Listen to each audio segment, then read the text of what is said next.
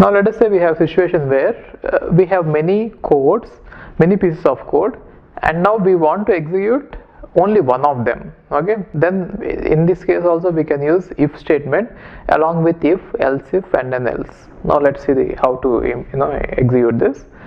Now let us say this is a program hash include studio.h main a equal to 10. Now if a is less than 20, printf a is less than 20, else if a is less than 100, printf a is between 20 and 100, else print a is greater than 100. Okay, now what happens is, initially whenever the number a is given, we are checking whether it is less than 20 or not. In case if it is less than 20, I'll print it.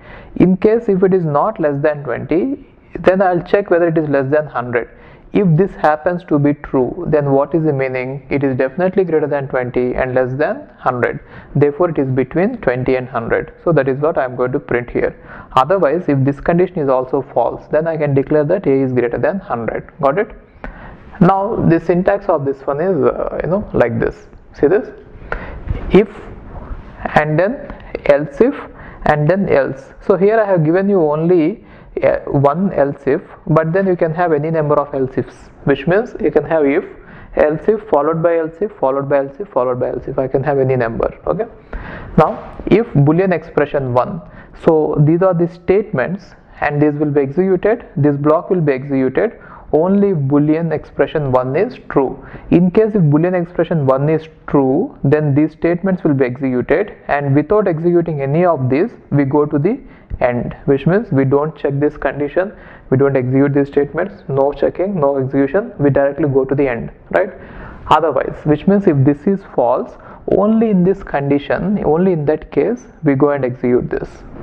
Got it? So now if this is true, then these statements will be executed. The statements which are present in this block will be executed. Now when will these statements be executed? When this condition is false and this condition is true. Got it? Now if this condition happens to be true and if this condition happens to be false, and once you have executed the statements which are present in this block, from this block you directly go out without executing this one. Now in case if these two conditions fail, then only this default this one will be executed, right? So this block will be executed only if these two conditions completely fail, right? Now let's see the flowchart for this, right?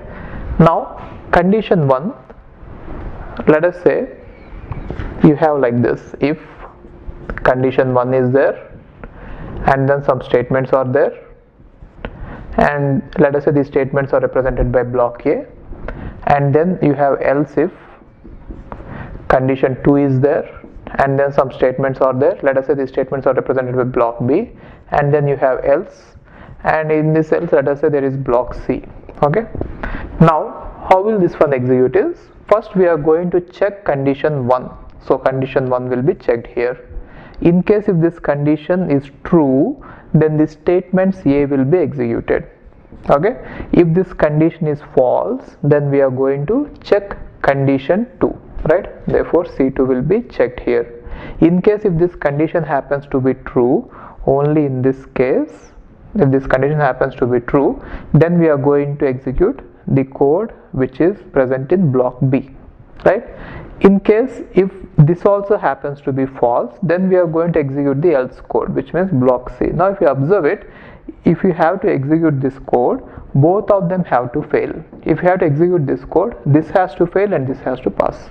Got it? Now like this, you can have any number of else ifs, and you can have any number of pieces of code, and you can choose only one of those pieces to be executed depending on the conditions. Got it?